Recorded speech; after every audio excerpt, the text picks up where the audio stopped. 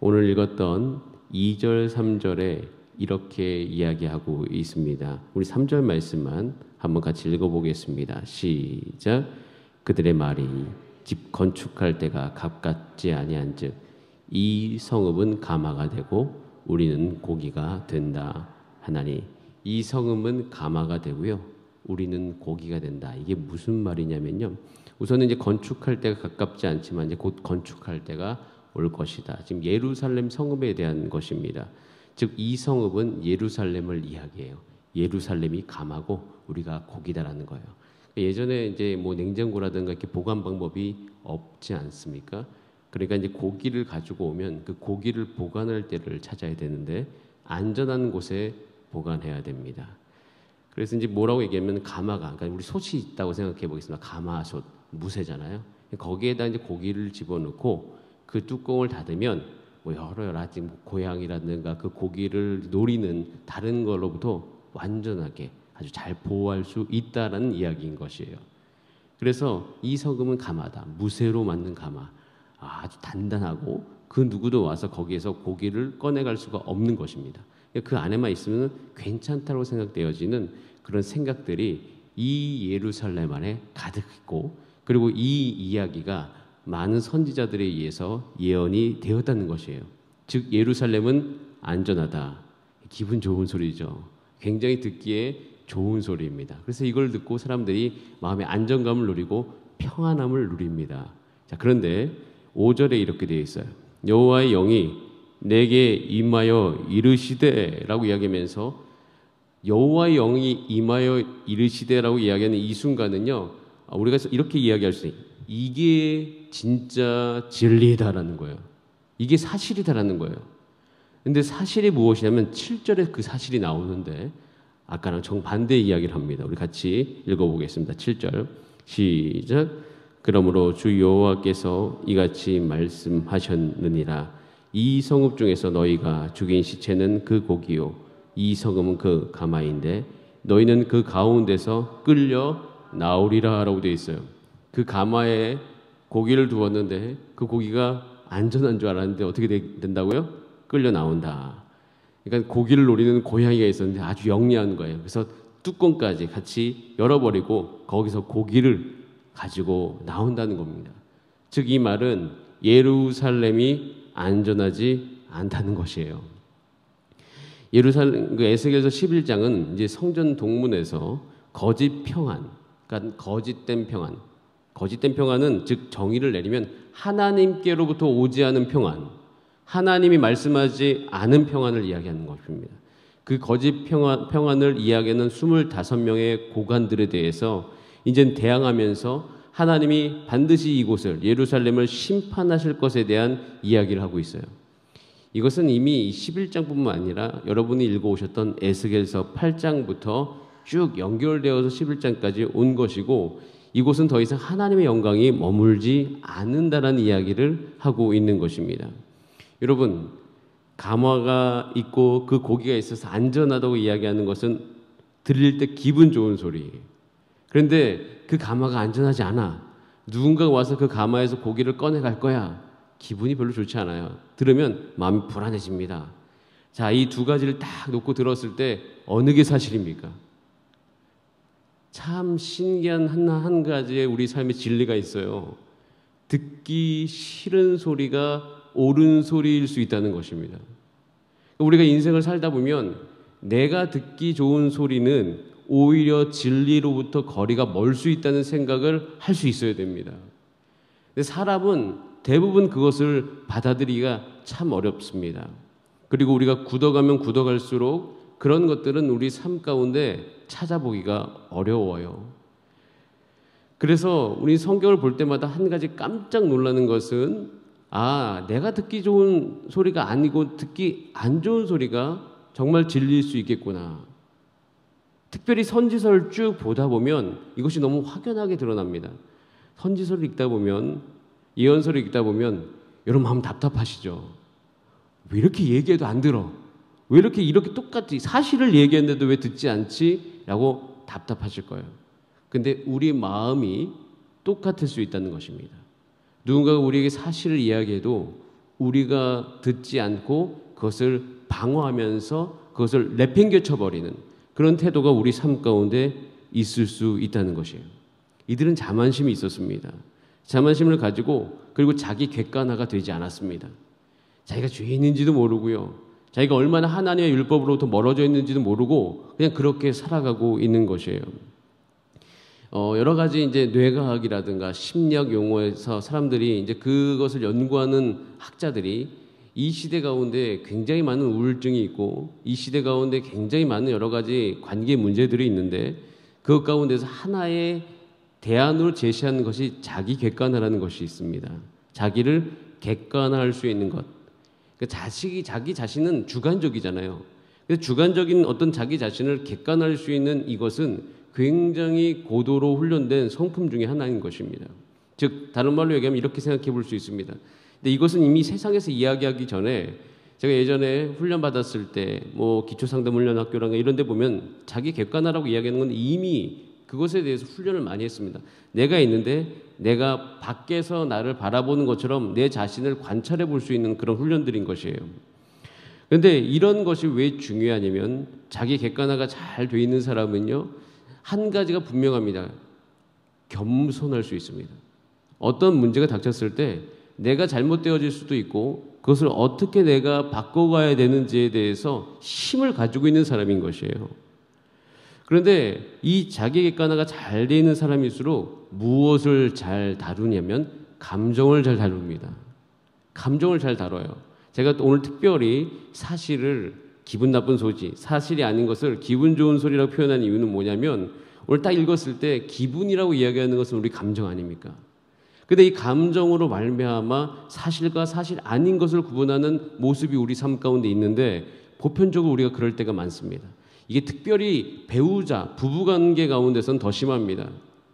부부관계 가운데서는 서로 옳은 소리 참 많이 하거든요. 맞는 소리 많이 합니다. 그런데 그 맞는 소리가 내 안에 들렸을 때 기분이 좋지가 않아요. 우선 1차원적이 올라오는 그 감정은 굉장히 어렵습니다. 속상하는 이야기들이 참 많이 있어요. 그러면서 그 감정이 확 느껴지면 우리는 무엇을 방어를 하게 되죠. 이건 공격이다 라고 이야기하면서 우리도 알지 모르는 상태에 그러니까 모르는 상태에서 확 방어를 해버리면서 그것을 밀어버리는 그런 부분들이 있더라는 것이에요. 내가 이렇다는 것을 우리는 이 성경 말씀을 보면서 발견하게 되어지고 그리고 또 한 가지 여러분들이 인정할 수 있는 그런 은혜가 있기를 간절히 원합니다. 내가 오늘 살아가면서 가령 예를 들어서 지나가는 어떠한 한 성도님이 별로 내가 느끼기에 기분이 좋지 않다. 그러면 우리는 생각적으로 어떻게 돼? 그분을 판단하죠. 그런데 우리는 대로 그것을 통해서 자기 자신을 발견할 수 있고 자기 자신이 왜 그분에 대해서 기분 나쁘게 반응하는지에 대해서 물음으로 말미암아 우리는 새로운 차원으로 우리가 훈련될 수 있는 그런 기회가 열릴 수 있다라고 생각되어집니다. 여러분 이스라엘 백성들은 제가 왜 이 이야기를 하냐면 이들은요 하나의 말씀이 임했을 때 단 한 번도 그런 생각 안 했습니다. 오히려 이것에 대해서 밀어버리고 이것은 하나님의 뜻이 아니다. 어떻게 예루살렘이 망해? 라고 이야기하면서 그 모든 것을 다 밀어버린 것이죠. 그런데 이렇게 되어지면 한 가지 우리 인생 가운데 오는 좋지 않은 열매는 성숙해 가지 못한다는 것입니다. 잘하지 않아요. 그래서 어른이 되었음에도 불구하고 계속 어린아이의 일을 하면서 내 마음이 자라지 못하고 품지 못하고 사람들과 함께 지내지 못하는 내 자신을 발견하면서 답답해합니다. 이런 것에 대해서 하나님께서 한 가지 오늘 이 본문에 보면 아주 큰 약속을 해주시고 그리고 그것이 우리 가운데 소망이 되어지는 한 부분을 말씀하시는데 그것이 19절 말씀이에요. 우리 같이 한번 읽어보겠습니다. 19절. 우리 이 말씀을 정말 받아들이시고 소망으로 여기신 여러분 되시길 바라면서 함께 같이 읽어봅니다. 시작. 내가 그들에게 한 마음을 주고 그 속에 새 영을 주며 그 몸에서 돌 같은 마음을 제거하고 살처럼 부드러운 마음을 주어. 하나님이 우리와 함께 하십니다. 하나님의 지금 함께 하신다고 이야기하는 것은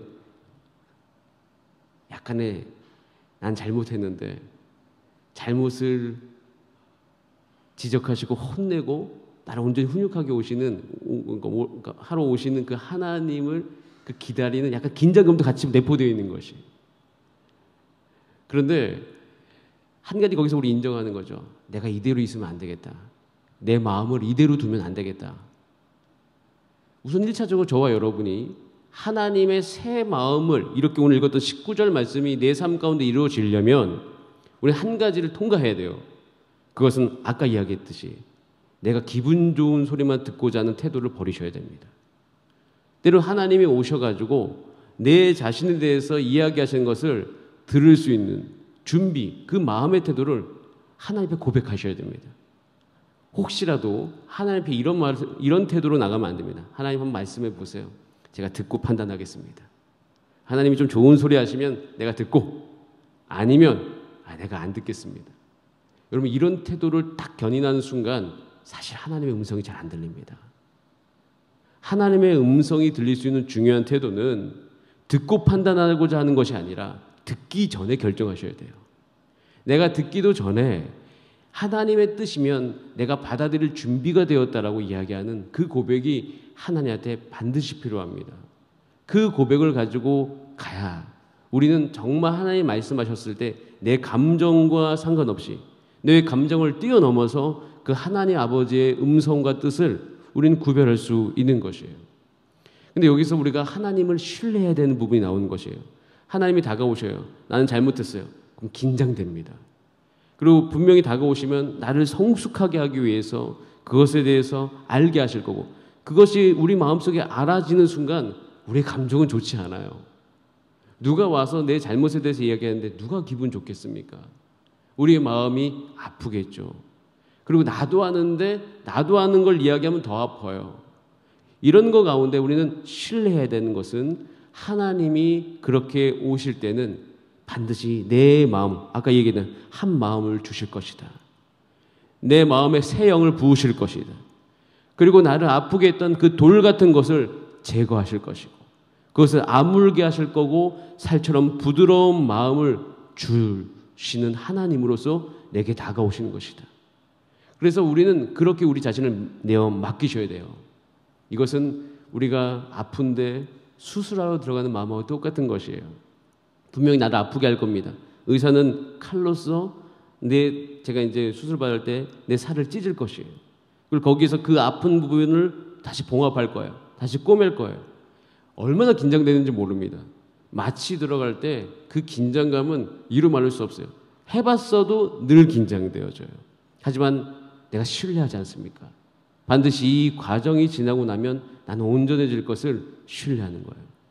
그래서 여러분, 우리가 오늘 이 에스겔서 말씀을 들으면서 하나님은 저와 여러분이 성숙하게 될 것을 기대하십니다. 에베소서 4장 13절에 그것에 대한 소망이 우리 가운데 나오고 있습니다. 우리 같이 한번 읽어보겠습니다. 에베소 시작. 우리가 다 하나님의 아들을 믿는 것과 아는 일에 하나가 되어 온전한 사람을 이루어 그리스도의 장성한 분량이 충만한 데까지 이르리니. 여러분이 평생에 이 말씀을 소망 삼으시길 바랍니다. 우리가 신앙이 더 잘하지 않는다 이게 아니라, 하나님 정말 내가 내 평생에 주님께서 나를 부르시는 그날까지 소망이 있는데, 그것은 하나님 내가 그리스도의 장성한 분량한 데까지 이르기를 소원합니다. 그러면서 하나님 내 삶 가운데 오셔서 나를 성숙해 주시고 주의 말씀으로 나를 온전케 해 주시고 내 마음 가운데 더 하나님 예수 그리스도를 닮아갈 수 있도록 나를 회복시켜 주시옵소서. 그렇게 함께 기도할 수 있는 저와 여러분이 되기를 원합니다. 그러기 위해서요, 아주 중요한 적용점이 있습니다. 여러분, 어떻게 우리가 성숙할 수 있습니까? 우리가 하나님을 어떻게 신뢰할 수 있습니까? 그런데 여기서 굉장히 중요한 것은 하나님이 우리의 마음을 회복시키시기 오잖아요. 그런데 하나님이 오셨을 때 우리의 잘못만 지적하시는 것이 아니라 우리가 살다 보면 내가 잘못했어도 상한 마음이 내 안에 있습니다. 하나님은 우리의 상한 마음을 치유하시기 위해 다가오신 아버지이세요. 그럼 거기 안에 아까 제가 하나님을 신뢰하라고 하는 것 안에 같이 포함되어 있는 것은요, 하나님은 우리의 감정을 다 들으시는 분이시라는 사실입니다. 우리의 감정을 무시하지 않으시는 분이세요. 우리의 감정을 하나님께 나눌 수 있다라는 것입니다. 여러분, 우리는 우리의 감정을 나눌 수 있는 사람을 우리가 만날 때 우리는 안정감을 누리고 우리는 거기서부터 성숙할 수가 있어요. 저는 하나님이 나의 친구이다라고 이야기하는 것 중에 가장 저에게 인생에 도움이 됐던 것은 내 감정을 나눌 분이 생겼다는 것입니다. 살면서 내 감정을 있는 그대로 나눌 사람을 찾는다는 것은 상당히 쉽지 않다라는 것을 느낍니다. 배우자도 그게 어렵다. 서로 연약한 존재이기 때문에 다 감정을 나누면 소화가 되지 않는다. 그러면 늘 고민이죠. 이 감정을, 이 어려움을 도대체 누구에게 가서 나눌 것인가?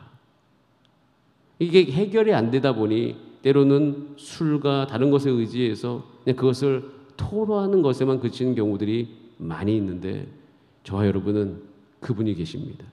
우리의 감정을 나눌 수 있는 분이 오늘도 우리와 함께 하십니다.